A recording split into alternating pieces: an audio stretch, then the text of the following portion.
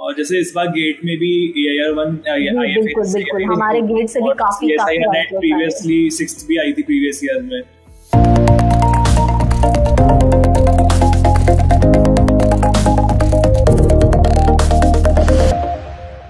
तो सबसे पहले तो मैं आप सबको, अब हमारी ऑडियंस को वेलकम करना चाहती हूँ IFS के प्लेटफॉर्म पे। और मैं ये बताना चाहती हूँ कि आज हम एक बहुत ही इम्पोर्टेंट सेशन करने वाले हैं। हम IIT जैम के टॉपर AR1 रैंक 1 अविरल अग्रवाल से आपकी बात करवाएंगे, मुलाकात करवाएंगे, उनसे कुछ गुफ्तगू करेंगे और सबसे बड़ी बात कि हम उनकी सक्सेस के पीछे राज क्या है, उन्होंने कैसे तैयारी की, कैसे आज वो इस अंजाम तक पहुंचे हैं, इस ये मंजिल हासिल की है, ये जानने की कोशिश करेंगे। तो हमारे साथ जुड़े रहिए अंत तक। तो सबसे पहले तो welcome Aviral, welcome to IFS। Thank you ma'am. सबसे पहले तो पूरी IFS की टीम की तरफ से मैं आपको कांग्रेट्स करना चाहती हूँ, बिकॉज AR1 ये लोगों का ड्रीम होता है और आपने वो अचीव किया है। तो many congratulations to you from the family of IFS। Thank you so much, thank you so much. तो मैं आपको सबसे पहला मेरा एकदम कॉमन सवाल है आपसे ये कि आपको कैसा लग रहा है, मतलब आपने रैंक 1 लाई है तो आपको कैसा फील हो रहा है, कैसा महसूस कर रहे हैं? पहले तो एक्सपेक्ट नहीं कर रहा था कि फर्स्ट आएगी। जब पेपर देके आए थे तो लगा था बहुत सी मिस्टेक्स हुई है, लेकिन फिर जाके चेक करा, IFS की वीडियोस भी देखी थी जो उन्होंने अपलोड करी थी सॉल्यूशंस की, तो उससे कॉन्फिडेंस आया कि चलो ठीक है, इतना भी बेकार नहीं गया जितना हम सोच रहे थे। फिर फाइनली जब रिजल्ट आया तो AIR1 देख के तो विश्वास ही नहीं हुआ 1 घंटे तक। तो फिर भी बार बार मैं चेक करता था कि AIR1 ही है, AIR1 ही है। तो मतलब आपको लग रहा था कि आपने सिली मिस्टेक्स की है तो अच्छा नहीं आएगा, लेकिन जब आपने चेक किया तो यार बहुत बड़ी बात है। तो ठीक है, हम आपसे कुछ सवाल करेंगे क्योंकि हम जानना चाहते हैं कि आपने कैसे प्रिपरेशन की, और स्पेशली ये वीडियो हमने IIT जैम एस्पिरेंट्स 2023 के लिए बनाया है ताकि वो आपसे सीखे, आपकी सक्सेस उनको इंस्पायर करे कुछ अच्छा करने के लिए। तो हम चालू करते हैं। विकास सर प्लीज स्टार्ट कर दीजिए। बिल्कुल। तो सबसे पहले अविरल आपको बहुत सारी शुभकामनाएं, आपने AR1 लाया है तो अब आपको ऑब्वियसली अच्छा फील हो रहा होगा। बट एक बात जानना चाहता हूं कि जब आप एग्जाम देकर आए तो ऐसा लगा था कि एग्जाम ठीक ठाक गया है कि ऐसा था कि कॉन्फिडेंस नहीं रैंक 1 तो मेरी ही है? सर एक्चुअली पेपर बहुत लेंथी आया था। ओके। तो मॉक टेस्ट के वक्त मैं करता था कि जब भी कुछ क्वेश्चंस लेंथी होते थे तो मैं उनको रीचेक करता था। ओके। इस बार मैं उन्हें रीचेक नहीं कर पाया था अपने पेपर में। तो मेरे को वही लगा था कहीं मैं गलती ना करके आ गया हूँ मैं बहुत सारी वगैरह, तो फिर इसीलिए कॉन्फिडेंस नहीं था बिल्कुल भी। फिर जब फाइनली आंसर की आई तब जाके थोड़ा कॉन्फिडेंस बना कि हाँ जैसा एक्सपेक्टेड था वैसा ही गया है पेपर। मतलब आंसर की आने के बाद ऑब्वियसली आपको मार्क्स तो मिल ही गए होंगे। हाँ, तो एक आइडिया आपको हो गया होगा, ठीक है। मानते कि आपको ऐसा नहीं लगा होगा कि रैंक 1 ही आएगा, बट आइडिया हो गया होगा कि एक अच्छा रैंक आपको मिलेगा।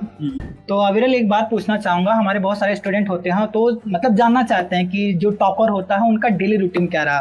तो ऑब्वियसली हम जानना चाहेंगे कि आपका डेली रूटीन क्या होता था, तो किस तरह आप पढ़ते थे, क्या क्या चीजें करते थे, एक बार हमारे स्टूडेंट के लिए बता देंगे तो बहुत ही अच्छा होगा। सुबह उठते ही मैं डिसाइड करता था कि मेरे को 60 to 70 क्वेश्चंस किस चीज के आज लगाने हैं। ओके। फिर मैं उससे रिलेटेड थ्योरी करता था और पास जो असाइनमेंट्स लगाए होते थे या टेस्ट लगाए होते थे उनमें अपनी गलतियां ढूंढता था।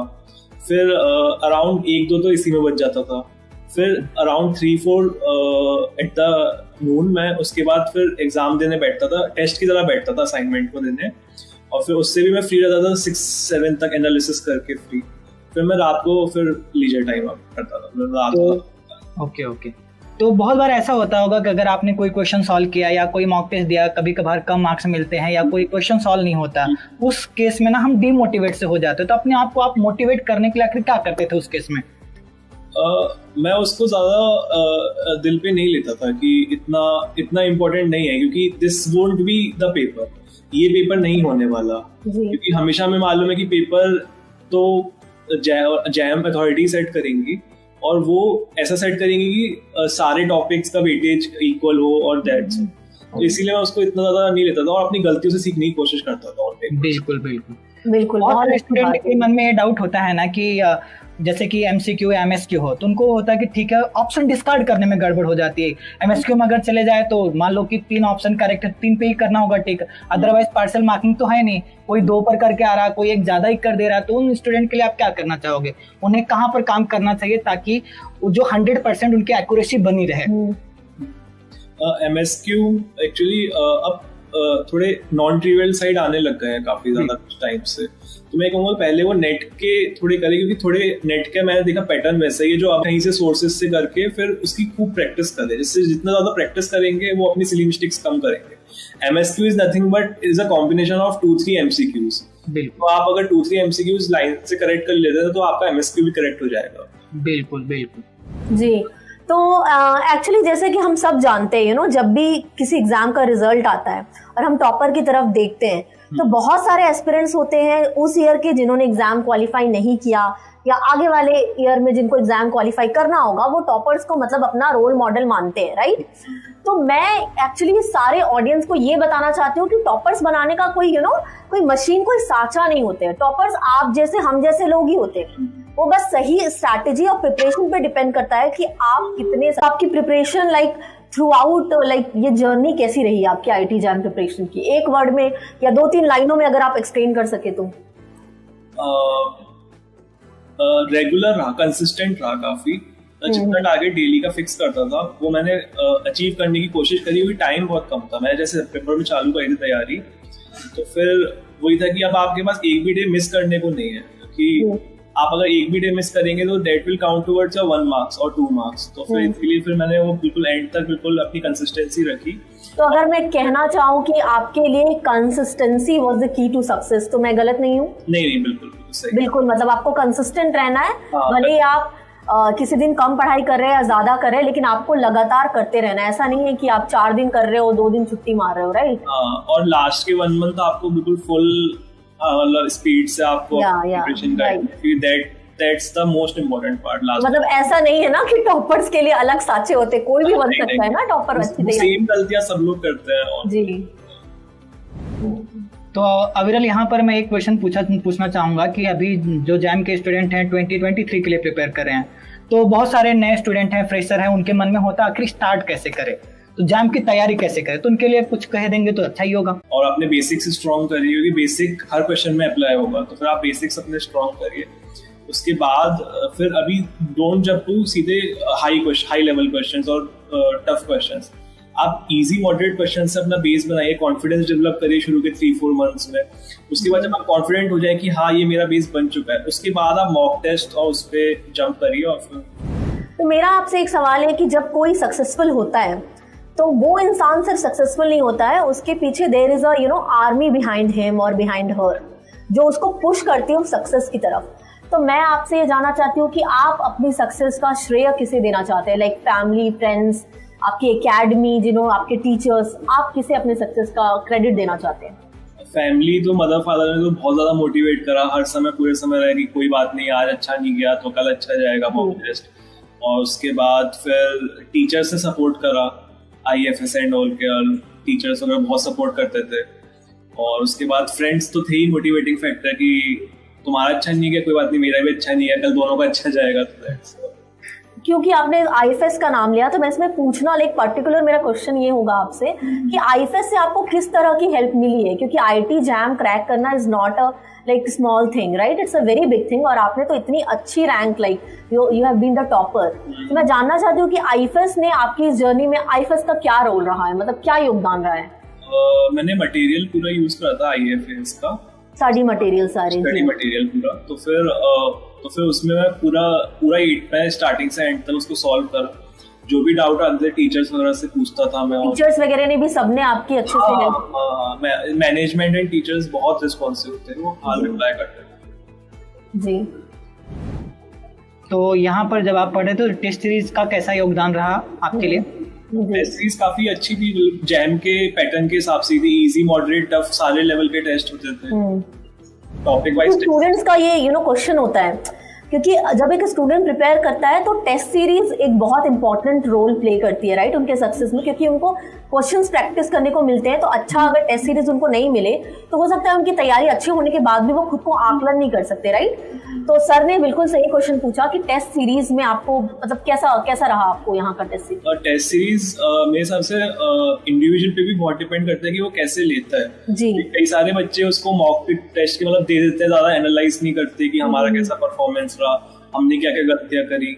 तो इसीलिए फिर चीज बहुत लेनी चाहिए, खासकर मैथ्स और फिजिक्स जैसे सब्जेक्ट्स में, क्योंकि यहाँ पे आप सिली मिस्टेक्स करोगे, आप अपनी गलतियों से सीखोगे, आप अपना एप्टीट्यूड बनाओगे, प्लेइंग फील्ड फॉर यू, और ये बहुत मोस्ट इम्पोर्टेंट पार्ट होता है प्रिपरेशन। लाइक ये कैलकुलेशन बेस्ड सब्जेक्ट्स है तो इसमें सिली मिस्टेक्स के चांसेस ज्यादा है, राइट? और एप्टीट्यूड भी आपको डेवलप करना होता है टेस्ट के लिए, क्योंकि क्वेश्चंस ऐसे होंगे कि जो आपने कभी देखे नहीं होंगे ऐसे, तो फिर उनको एकदम से सॉल्व करना, जब तक आपने एक्सरसाइज नहीं करी होगी अपने ब्रेन की उनके लिए, बिल्कुल तक आप नहीं कर पाओगे। बिल्कुल, मतलब हम ये कह सकते हैं कि किसी भी एग्जाम को क्रैक करने के लिए टेस्ट सीरीज एक इम्पोर्टेंट रोल वहाँ पर अदा करता है। मतलब टेस्ट सीरीज तो हमें देखना ही चाहिए ताकि हमें पता चल सके कि हम कितने पानी में हैं, कहीं कोई कमी तो नहीं रहेगी एग्जाम को प्रिपेयर करने के लिए, एग्जाम चाहता क्या है, एग्जाम का सिलेबस कुछ है, रिक्वायरमेंट कुछ है, हम कुछ और पढ़ते जा रहे हैं। तो ये सारी चीजें एक हिसाब से हम बोल सकते हैं टेस्ट सीरीज के थ्रू क्लियर हो जाती हैं।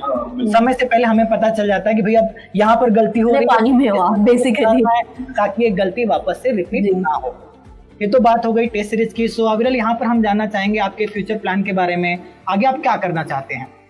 हाँ, लाइक आपने इतना अच्छा रैंक सिक्योर कर लिया, अपना अचीव किया है, तो आपके फ्यूचर प्लान्स क्या हैं? क्योंकि हमारी ऑडियंस जानना चाहेगी कि टॉपर्स आप क्या करना चाहते हैं? मास्टर्स करके फिर पीएचडी के लिए जाऊंगा, और या मेन तो मेरा रिसर्च में जाने। लवली, ये तो बहुत पढ़ाई की बातें हो गई। मैं आपसे एक थोड़ा साइड से सवाल करना चाहती हूँ कि आप अपने फ्री टाइम में क्या करना पसंद करते हैं? लाइक पढ़ाई तो होती रहती है, राइट? लेकिन आपको कभी भी लाइक रिफ्रेशमेंट की जरूरत हो तो आप क्या करते हैं बीच में? मैं म्यूजिक बहुत सुनता हूँ, मतलब मुझे म्यूजिक बहुत सुनना पसंद है। तो कैसा म्यूजिक पसंद है आपको अविरल? हर टाइप का, मतलब कैसा भी, बॉलीवुड, हॉलीवुड, रॉक, रैप, सब पसंद है मुझे।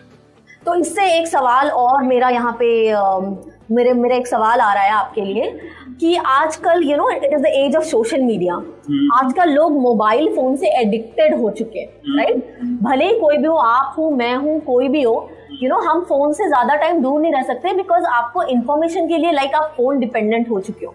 पर ऐसे में जब आप इतने बड़े एग्जाम्स की तैयारी करते हो, तो क्योंकि सोशल मीडिया पे रियल टाइम एनालिसिस चलता है, लाइक हर पल कुछ ना कुछ बदल रहा है, और आप उस दौर में लाइक शामिल रहना चाहते हो, राइट? तो इस दौर में आप, सोशल मीडिया के दौर में अगर मैं कहूँ, तो आप अपनी स्टडीज को कैसे बैलेंस करते थे? कैसे इन चीजों को आपने बैलेंस बना के स्टडीज को पूरा टाइम दिया और डिस्ट्रैक्शन कम से कम हो, इसके लिए आपने क्या किया? मैंने पहले तो फेसबुक और इंस्टा ये सब मैंने बिल्कुल बंद करा, क्योंकि डिस्ट्रैक्शन, मेरे हिसाब से वो डिस्ट्रैक्शन था कि आप अपनी फोटोज पोस्ट कर रहे हो इन सब के लिए एग्जाम के, उसके बाद आप जितना कर सकते कर। उसके बाद फिर मैंने व्हाट्सएप ऑन रखा, क्योंकि जितने भी इम्पोर्टेंट दोस्तों के साथ डिस्कशंस वगैरह होने थे उसके लिए मैंने, और टेलीग्राम पे मैं चैनल्स फॉलो करता था कि कोई इम्पोर्टेंट इन्फॉर्मेशन नहीं आए सब के लिए। अच्छा, मतलब आपने यूज किया है सोशल मीडिया, लेकिन फॉर बेटर पर्पसेस, या like for your studies only, मतलब सिर्फ स्क्रॉल डाउन करने के लिए या सर्फिंग करने के लिए आपने यूज नहीं किया है। Very good, very impressive. अच्छा, हम अपने मतलब IFS के स्टूडेंट्स के लिए एक मेरा आपसे एक स्पेशल क्वेश्चन है। वो ये है कि IFS एक ऐसी एकेडमी है जो स्टूडेंट्स को, एस्पिरेंट्स को एक प्लेटफॉर्म देती है उनको उनके ड्रीम्स अचीव करने का, राइट? प्रिपरेशन करवाती है, आप चाहे CSIR की कर लीजिए, IT JAM की कर लीजिए, NEET UGC जो भी है। तो आपको मतलब कैसे पता चला था IFS के बारे में, और कि आपको कैसे पता चला कि ये प्लेटफॉर्म अच्छा है, मुझे इसमें एडमिशन लेना चाहिए? मैंने IFS के मैंने रिजल्ट देखे थे, जैसे इस बार भी मैंने परफॉर्म करा IFS से, तो GATE AIR-1 भी इस बार IFS। यार बहुत बड़ी बात है कि आप IFS के स्टूडेंट रहे हो और आप AIR-1 आए हो, बिकॉज हमारे IFS एकेडमी ने काफी सारे रैंकर्स दिए हैं जिसकी लिस्ट वेबसाइट पर भी अवेलेबल है, और हम को पता भी, और आप इसका जीता जागता सबूत हो कि यहाँ की एकेडमी काफी अच्छे रिजल्ट्स देती है। और जैसे इस बार गेट में भी AIR-1 बिल्कुल हमारे गेट से भी काफी प्रीवियसली 6th भी आई थी प्रीवियस ईयर में। इस बार भी एक्सपेक्ट कर रहे हैं कि शायद AIR-1 CSIR नेट में IFS ही आई। बिल्कुल हमारे गेट में भी टॉप रैंकर्स काफी आए हैं, जिस पर हम वीडियो जल्दी बनाएंगे। तो आप जैसे लोग ही हैं जो IFS को स्टैंड अप करते हैं, और ये एक्चुअली प्रूव करते हैं कि IFS is the right platform for students preparation के लिए, राइट? मेरा आपसे एक लास्ट सवाल ये होगा, मतलब इस सेशन का एक लास्ट सवाल, कि IFS के जितने स्टूडेंट्स हैं या जो भी ऑडियंस है जो ये वीडियो देखने वाली है, देख रही है, उनके लिए आपका एक मैसेज क्या होगा? लाइक एक मोटिवेशनल मैसेज, मतलब एक ऐसा मैसेज जिनसे उनको मोटिवेशन मिले, इंस्पिरेशन मिले। तो IFS के स्टूडेंट्स के लिए आपका क्या मैसेज होगा? कि अगर आपको रिजल्ट्स नहीं मिल रहे हैं अपनी मेहनत के, तो आप बस करते जाइए मेहनत। आपको आफ्टर ए ईयर 2 ईयर आपको पता भी चलेगा और आपको एकदम से रिजल्ट मिलने चालू हो जाएंगे। फिर आप देखोगे तो आप सीधे आप टॉप पे हो गए, आपको बहुत अच्छा लगेगा वो सब देख के। लेकिन आप मेहनत करना मत छोड़िए, कि अगर आप मेहनत करना छोड़ दोगे फिर तो 100% है कि आप नहीं अचीव कर पाओगे। लेकिन आप मेहनत करते रहे, परसीवर करते रहे, तो फिर 100% है कि भगवान आपको रिजल्ट देंगे, ऐसा कभी छोड़ने नहीं वाले वो। तो मतलब मैं कह सकती हूँ कि आपके इंटरव्यू से जो हमने जाना है, hard work and consistency are the 2 keys for success, right? तो आप अपने जो फ्यूचर एस्पिरेंट्स हैं जो IIT जैम के, उनके लिए आपका यही मैसेज है? बिल्कुल। तो अविरल, एक बार फिर से आपको कॉन्ग्रेचुलेशन, आपने बहुत अच्छा किया। मेरी और पूरी IFS की टीम की तरफ से आपको बहुत बड़ा कॉन्ग्रेचुलेशन। Thank you. उम्मीद करते हैं कि आप फ्यूचर में बहुत ही अच्छा करोगे, ऑब्वियसली करोगे, इसमें कोई डाउट ही नहीं। पूरी टीम IFS की आपसे यही एक्सपेक्ट करती है कि आप बहुत आगे जाएं, देश का नाम रोशन करें और ऐसे ही IFS के साथ भी हमारे साथ जुड़े रहें।